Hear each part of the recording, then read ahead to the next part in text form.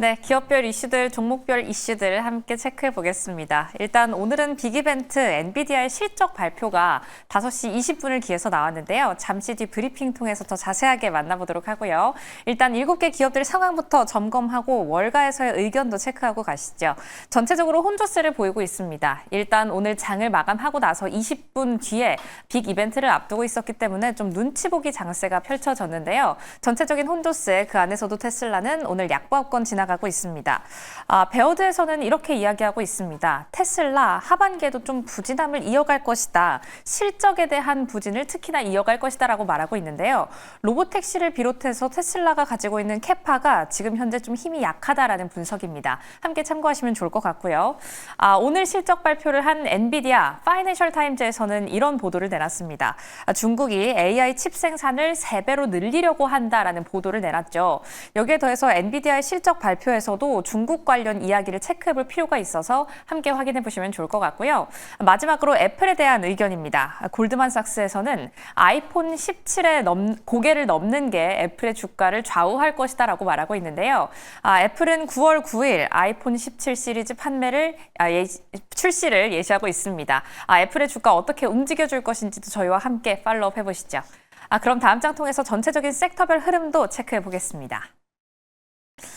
오늘 전반적으로도 혼조세를 오가고 있지만 그래도 다행히 초록불이 조금 더 강한 하루였습니다. 엔비디아에 대한 실적을 기대하는 마음도 있고요. 여기에 금리 인하에 대한 전망이 더욱더 높아지면서 전체적으로는 사상 최고치를 경신한 S&P 500이었고 전체적으로 오른 뉴욕 증시였는데요.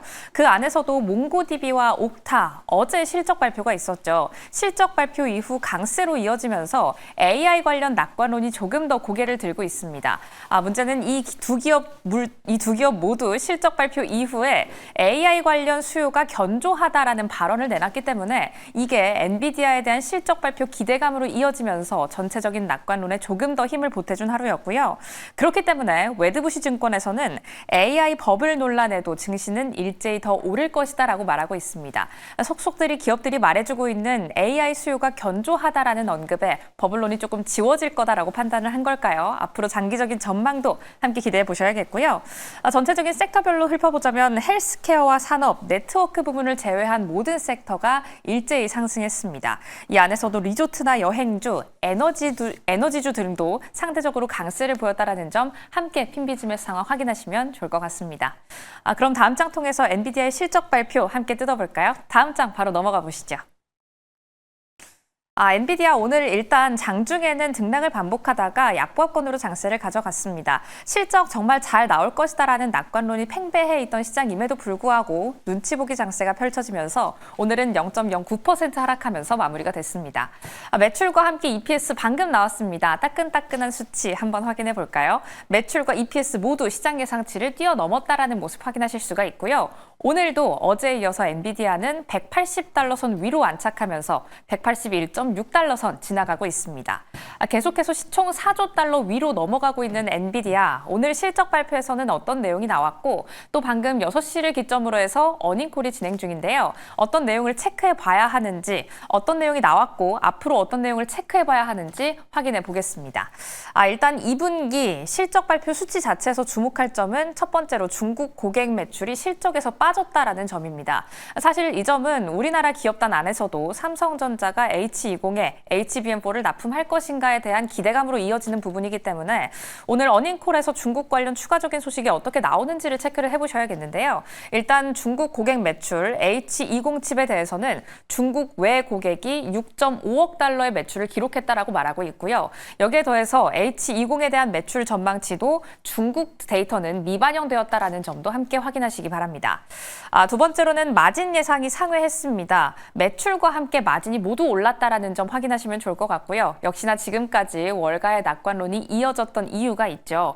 특히나 이 안에서 젠슨왕 CEO는 이 부분을 강조하고 있습니다. 블랙웰 아키텍처가 현재 매출 기여도가 17%가량 상승했다. 특히나 이 수치가 전분기 대비해서도 연속적으로 상승하고 있다는 점에서 블랙웰의 수요가 폭발적으로 증가하고 있다는 언급을 직접적으로 내놓고 있고요. 마지막으로는 데이터 센터입니다. 이 부분은 약간 아쉬운데요. 오늘의 전체적인 실적 발표에서 중에서 부문별로는 가이던스를 뛰어넘는 실적을 발표했지만 유일하게 데이터 센터 매출 같은 경우는 예상치를 하회했습니다. 수치 자체를 보시면 좋겠지만 밑에 있는 이유가 더 중요합니다. 일단 엔비디아 측에서는 H20에 대한 매출이 데이터 센터에 전반적으로 연간 1% 정도의 마이너스를 가져왔다라고 이야기하고 있습니다. 이 부분도 어닝콜에서 한번 확인해 보시면 좋을 것 같고요. 특히나 앞서 맨 처음 확인해봤던 H20 칩에 대해서 중국 고객 매출이 포함이 되지 않았기 때문에 H20 이후에 나왔던 G 시리즈를 어떻게 가져갈 것인가를 가이던스 발표와 함께 지켜보시면 좋을 것 같습니다. 일단 가이던스 자체는 상향 조정이 됐습니다. 매출 가이던스 상향 조정됐는데요. 이번 실적 발표와 함께 좀 재미난 이야기들이 많이 나왔습니다. 젠슨 황 CEO는 엔비디아가 15%의 통행세를 부과받게 된다면 앞으로 트럼프 정부를 통해서 소송을 할 수도 있다. 정부의 소송을 제기할 수도 있다라는 이야기를 실적 발표와 함께 담아서 내놨으니까요. 어닝콜에서 추가적인 언급 어떤 부분이 나오는지까지 흐름 체크해 보시기 바랍니다. 지금까지 실적 발표까지 체크해 봤습니다.